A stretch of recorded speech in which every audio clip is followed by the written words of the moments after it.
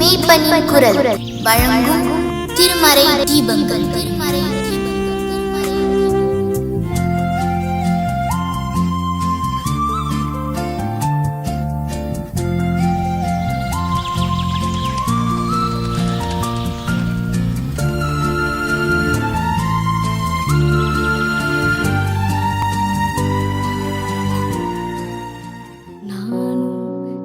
வீடும் என் வீட்டாரனை வரும் ஓயாமல் நன்றி சொல்வோம். நானும் என் வீடும் என் வீட்டாரனை வரும் ஓயாமல் நன்றி சொல்வோம். ஒரு கருப்போல காத்தீரே நன்றி, என்னை சிதையாமல் சுமந்தீரே நன்றி. ஒரு கரு போல காத்தீரே நன்றி, என்னை சிதையாமல் சுமந்தீரே நன்றி. எபினேசரே, எபினேசரே, இந்நாள் வரை சுமந்தவரே. எபினேசரே, எபினேசரே, என் நினைவாய் இருப்பவரே.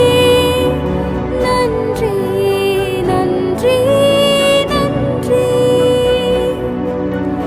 இதயத்தில் சுமந்தீரே நன்றி. நன்றி, நன்றி, நன்றி. கரு போல சுமந்தீரே நன்றி.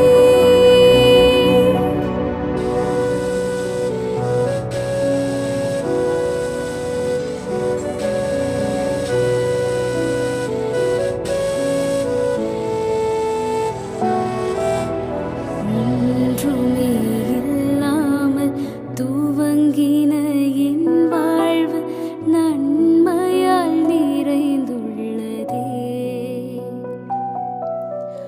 ஒன்றுமே இல்லாமல் துவங்கின என் வாழ்வு நன்மையால் நிறைந்துள்ளதே. ஒரு தீமையும் நினைக்காத நல்ல ஒரு தகப்பன் உம்மை போல இல்ல. ஒரு தீமையும் நினைக்காத நல்ல ஒரு தகப்பன் உம்மை போல இல்ல. எபினேசரே, எபினேசரே, இந்நாள் வரை சுமந்தவரே. எபினேசரே, எபினேசரே, என் நினைவாய் இருப்பவரே. நன்றி, நன்றி, நன்றி. இதயத்தில் சுமந்தீரே நன்றி. நன்றி, நன்றி, நன்றி. கரு போல சுமந்தீரே நன்றி.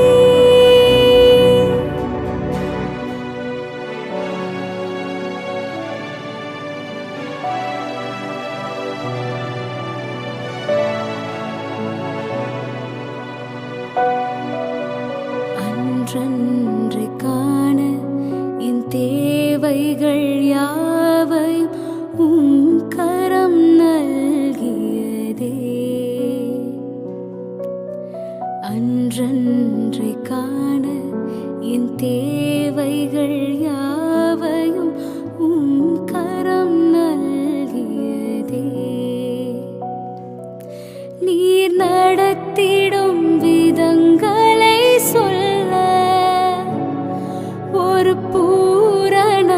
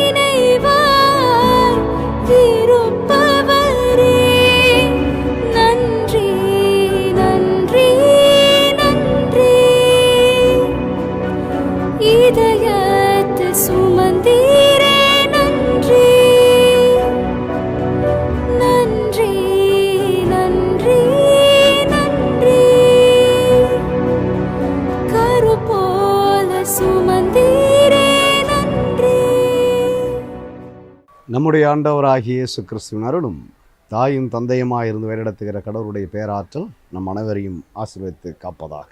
ஆமென். இந்த நாளினுடைய சிந்தனைக்காய் நான் திருமறையிலிருந்து தெரிந்து கொண்ட திருமறை பகுதி அது யோவான் எழுதிய நற்செய்தி நூல் 20ஆம் அதிகாரம் திருவார்த்தைகள் 19 தொடங்கி 23 வரை. யோவான் 20ஆம் அதிகாரம் வசனங்கள் 19 23 வரை. எல்லோரும் நன்கு அறிந்த ஒரு திருமறை பகுதி. உயிர்த்தெழுந்த ஆண்டவர் இயேசு பூட்டிய அறைக்குள்ளாக இருக்கிற சீடர்களை காணுகிற அல்லது பூட்டிய அறைக்குள்ளாக சென்று சீடர்களோடு உரையாடுகிற ஒரு அற்புதமான பகுதி இது. நேற்று வரை சீடர்கள் பயந்து நடுங்கிக் கொண்டிருந்தார்கள். எதற்கு என்றால் அதிகாரத்தை கண்டும் அநீதியரை கண்டும் அவர்கள் பயந்திருந்தார்கள். மதவாதிகளை கண்டும் அரசியல் அதிகாரம் படைத்தவர்களை கண்டு இயேசுவின் சீடர்கள் ஒரு பூட்டிய அறைக்குள்ளாக பயந்திருந்தார்கள். இயேசு பூட்டிய அறைக்குள்ளாக சென்று அவர்களை பார்த்தார். திருமறை இப்படி பதிவு செய்கிறது, அவர்கள் அவரை கண்டபொழுது மகிழ்ச்சி அடைந்தார்கள் என்று. அன்புக்குரியவர்களே, பயம் எப்போதும் ஒரு மனிதனின் நிலைகுலைய செய்யும், நடமாட முடியாத நிலைக்கு நடைபணங்களாக மாற்றும். பயம் எப்பொழுதும் இயலாமையை மட்டுமே வெளிப்படுத்தும். பிரச்சனைகளை, எதிர்மறை சிந்தனைகளை மட்டுமே பயம் ஒரு மனிதனை ஆட்கொள்ளும். ஆனால் இங்கே இயேசு உள்ளே உயிர்த்தெழுந்த ஆண்டவரை அவர்கள் தரிசித்த பொழுது, பார்த்த பொழுது அவர்கள் மகிழ்ந்தார்கள் என்ற வார்த்தையை பயன்படுத்த நேர் எதிரான ஒரு சிந்தனை. பயத்தோடு இருப்பவர்களால் மகிழ்ச்சியோடு இருக்க முடியாது. ஆனால் இப்போது உயிர்த்த ஆண்டவரை அவர்கள் பார்த்த பொழுது அவர்கள் மகிழ்ந்தார்கள் என்று சொல்லுகிறார், பதிவு செய்யப்பட்டது. கடவுளுடைய இருப்பு அவர்களை திடமூற்றியது. பயத்திற்கு நேரான ஒரு மனநிலையை அவர்களுக்கு ஏற்படுத்தி இருக்கிறது. மோசே அப்படி யோசித்திருக்கக்கூடும். பார்வோனின் அதிகாரம், பார்வோனுடைய படை, பார்வோனின் ஆட்சி, இவைகளையெல்லாம் எதிர்த்து எப்படி நாம் 20 லட்சத்திற்கும் மேற்பட்டவர்களை அழைத்து செல்ல முடியும் என்ற பொழுது கடவுள் சொன்ன வார்த்தை, நான் உன்னுடனே இருக்கிறேன். கடவுளின் இருப்பை உணர்தல். உயிர்த்தெழுந்த ஆண்டவர் பூட்டிய அறைக்குள்ளாக வந்த பொழுது சீடர்கள் கடவுளின் இருப்பை உணர்ந்தார்கள்.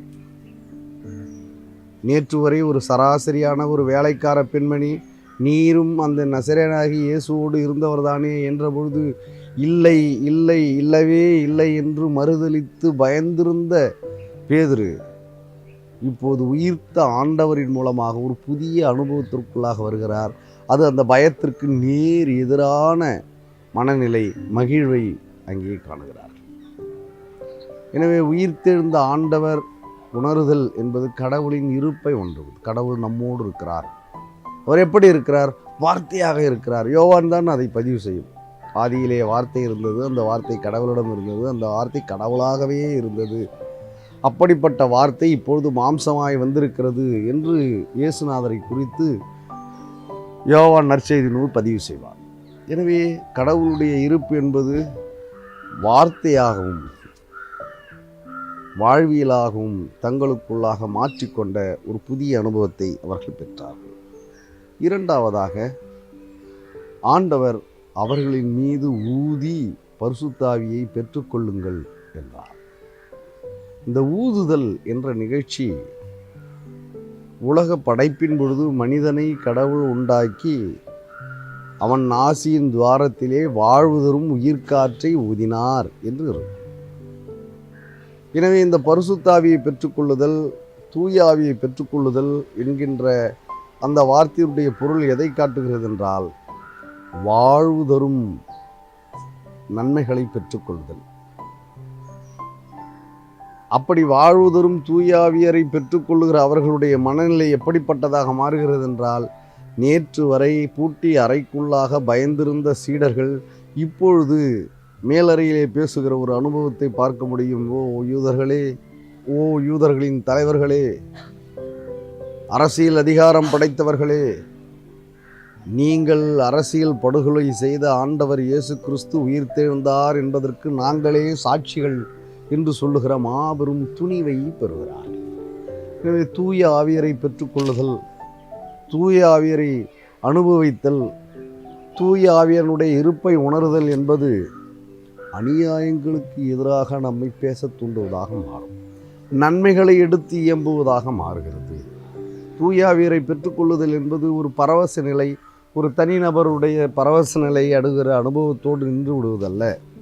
அது உண்மையை எடுத்து இயம்புவதாய், அது நியாயத்தை எடுத்து கூறுவதாய், நியாயம் மறுக்கப்பட்டோரின் பக்கத்திலிருந்து செயல்படுகின்ற ஆற்றை தருவதாக தூய ஆவியினரின் செயல்கள் இருக்கு. அப்படிப்பட்டவர்களுடைய மனநிலையிலிருந்து கடவுளுக்குரியவர்களாய் சிந்திக்கிற போது, நீ யாரை மன்னிக்கிறாயோ அவர்கள் மன்னிக்கப்படுவாய், நீ யாரை மன்னிக்கவில்லையோ அவர்களை மன்னிக்க மாட்டேன் என்றால், அவர் யாரை வேண்டுமானாலும் மன்னிக்கலாம், யாரை வேண்டுமானாலும் மன்னிக்கக்கூடாது என்பது பொருள் அல்ல. அவர்களிடம் தீர்ப்பு சரியானதாக இருக்கும். கடவுளுக்குரிய நியாயத்திலிருந்து இறை அனுபவத்தோடு இறை இறப்பை உணர்ந்தவர்களாய், கடவுளின் வார்த்தையை உள்வாங்கி கொண்டவர்களாய், உயிர்ப்பின் அனுபவம் என்பதை பெற்றுக்கொள்ளுகிற பொழுது உண்மையை பேசுகிறவர்களாய், நியாயங்களை எடுத்து இயம்புகிறவர்களாய், எச்சூழ்நிலைக்கும் பயப்படாமல் வாழ்கிற வாழ்க்கையும், மரணத்தை குறித்த பெரிய அச்சம். நேற்று வரை பயந்திருந்த பேதுரு இந்த தூய ஆவியரை பெற்று இவர் அனுப்பப்பட்ட பொழுது, அப்படிப்பட்ட ஆண்டவர் இயேசுவுக்கு இணையாக என்னை சிலுவையில் அறைய தேவையில்லை, என்னை தலைகீழாக அறையுங்கள் என்று சொல்லுகிற அந்த மாற்றத்தை நீங்கள் கவனிக்க முடியும். மரணத்தை குறித்த அச்சமற்ற வாழ்க்கை, மரணத்தை குறித்த பயமற்ற வாழ்க்கை, உலகம் வாழ்வு பெறுவதற்காய், படைப்பனைத்தும் மீட்பு பெறுவதற்காய் இயேசுவின் அந்த தூய ஆவியை பெற்றுக்கொள்ளுகிற அனுபவம். நீங்கள் மற்ற எல்லா திருமறை பகுதியிலும் நற்செய்தி நூல்களிலும் பரிசுத்தாவி என்கின்ற அந்த பெயருக்கு யோவான் நற்செய்தி நூல் ஒரு புதிய பெயரை தருவார். தேற்றவாளனை தருகிறேன், நான் போய் உங்களுக்கென்று ஒரு தேற்றவாளனை அனுப்புவேன். தேற்றுகிறவர், உடன் பயணிப்பவர், உடனிருப்பவர். இந்த அனுபவத்தை அவர்கள் பெற்றுக்கொள்கிறார். விரைவாக இந்த பகுதி சொல்லுங்கள், என்னை பிதா அனுப்பினதைப் போல நான் உங்களை அனுப்புகிறேன். நாமே கிறிஸ்துவாக உலகில் செயல்பட அழைக்கப்படுகிறோம். இந்த உயிர்த்தெழுதல் அனுபவம் பெறுகிறோம் என்று ஒருவர் சொல்லுகிறார் என்றார், அவர்கள் புரியாத மொழியில் பேசுவதல்ல, அல்லது ஒரு பரவச நிலையிலிருந்து தன்னை மறந்து நடனமாடுகிற அந்த நிகழ்வு, இவைகளெல்லாம் ஒருவேளை ஒரு சிறு சிறு மகிழ்ச்சியை அந்த தனிநபருக்கு தருவதாக இருக்கலாம். ஆனால் உயிர்த்தெழுதலின் அனுபவமும் தூய ஆவியரை தேற்றவாளனை பெறுகிற ஒருவர் எப்படிப்பட்டவராக இருக்க வேண்டும் என்றால், கிறிஸ்து உலகில் இருந்ததை போல நாமும் இருக்க அழைத்தோம். இதா என்னை அனுப்பினதை போல நான் உங்களை அனுப்புகிறேன் என்று கடவுள் குமாரனுடைய நிலையில் அவரது நம்பிக்கையாளர்கள் எல்லோரையும் நிறுத்துகின்ற கிறிஸ்துவின் வாழ்வு தரும் செயல்பாடு. முழுமையை நோக்கி, நலமானவற்றை நோக்கி, நலமானவைகளையும் நன்மைகளையும் நடைமுறைப்படுத்துவதிலே ஏற்படுகிற சிக்கல்களை கண்டு அஞ்சாத மனநிலையுடையவர்களாய், இறையச்சம் நிறைந்தவர்களாய் நாம் வாழ அழைக்கப்படுகிறோம்.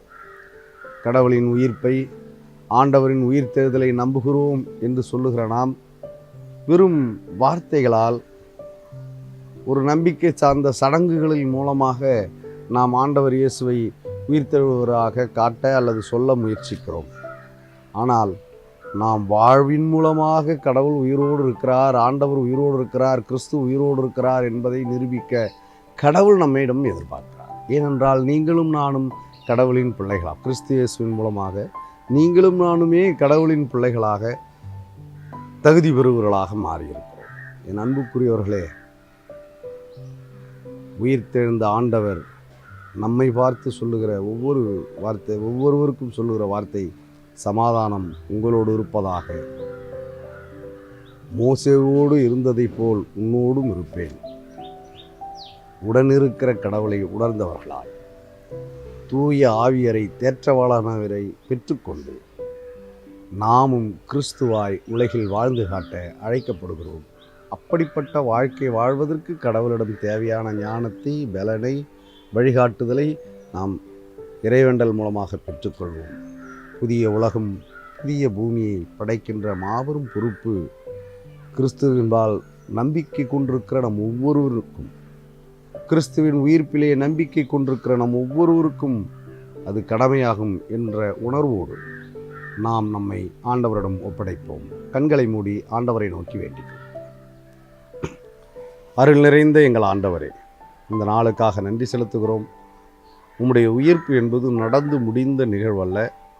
உம்முடைய உயிர்த்தெழுதல் என்பது ஒரு சடங்குகள் அல்ல. மாறாக அது எங்களை புது பொலிவடையச் செய்வதும், புதிய நம்பிக்கைக்குள்ளாய் வழிநடத்துவதும், அச்சமற்ற நன்மை செய்வதற்கும், நல்லவைகளை நடைமுறைப்படுத்துவதற்கு அச்சமற்ற தன்மையை ஏற்படுத்துவதும், கடவுளின் ஆவியை பெற்றுக்கொள்வதன் மூலமாய் நாங்கள் உண்மையை, நல்லவைகளை நடைமுறைப்படுத்துகிற ஆற்றலை பெற்றுக்கொள்கிறோம் என்ற உணர்வு பெறுவதும், கிறிஸ்து இயேசுவைப் போலவே எங்களையும் நீர் பிள்ளையாய், மகனாய், மகளாய் ஏற்றுக்கொள்ளுகிறீர் என்ற உள்ளுணர்வையும் தந்திருக்கிறது. உமக்கு நன்றி செலுத்துகிறோம். தேவையில் உள்ள எல்லா மனிதர்களையும், திருச்சபையின் அனைத்து குடும்பங்களையும் ஆண்டவர் ஆசீர்வதித்து பொறுப்பேற்று வழிநடத்துவீர். ஆண்டவர் இயேசு கிறிஸ்துவின் மூலம் வேண்டுகிறோம். அருள் நிறைந்த கடவுளே, ஆமென்.